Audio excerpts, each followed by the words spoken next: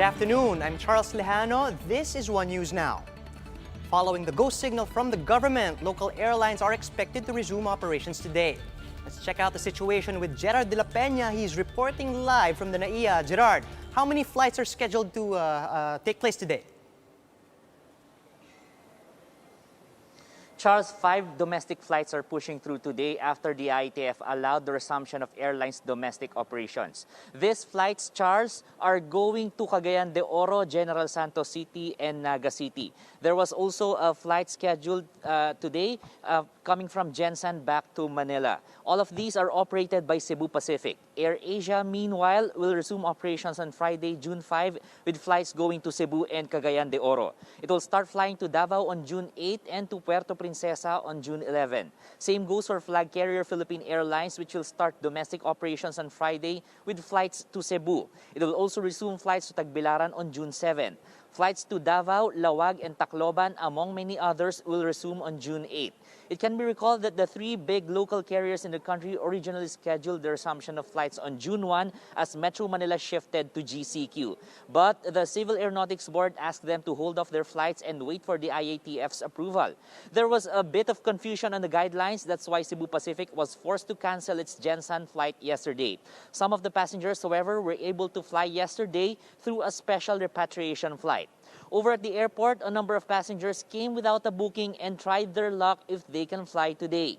There was also a couple who came here and said they were not informed that their AirAsia flight was canceled.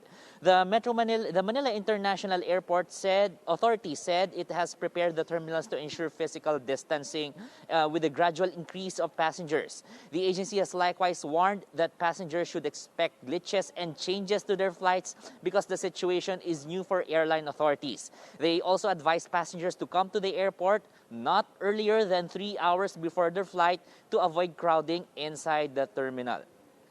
Charles, the last flight for today is at 3 p.m. and that's going to Cagayan de Oro. Passengers may call the airlines for the availability and schedules of their flights. And they are also reminded to double-check with the local government units of their destinations on the specific requirements that they may have in order to avoid any inconvenience. These requirements are normally medical certificates and travel passes. Charles. All right, Gerard, thanks for that. Just to clarify, just to set the record straight rather, sino lang yung pinapayagan lumipad dyan sa airport? Are we just talking about stranded passengers, returning OFWs?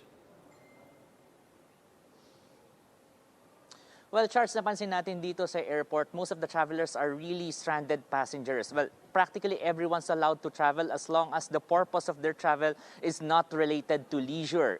Anyway, ang sinabi ng mga airline operators, wala rin naman daw mapupuntahan at walang mapapasyalan at this time because of the prevailing quarantine in various provinces. But practically everyone can travel as long as the purpose is non-leisure.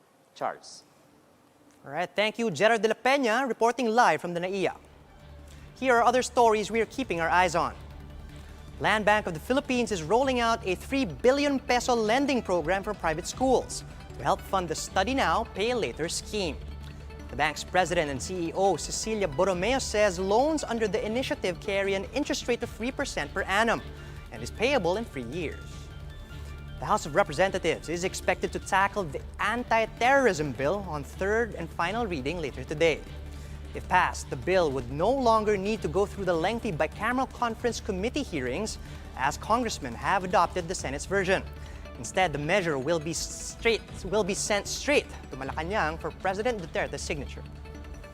And over in the U.S., a Washington, D.C. resident allowed more than 50 protesters to take shelter in his home to protect them from being arrested for violating the city's curfew. Rahul Dubby says a police line was about 2 houses away when he encouraged people to come inside. The D.C. government has imposed a 7 p.m. to 6 a.m. curfew in response to the protests against police brutality. For more updates, follow News 5, The Philippine Star, and Business World Online. I'm Charles Lejano. We are One News.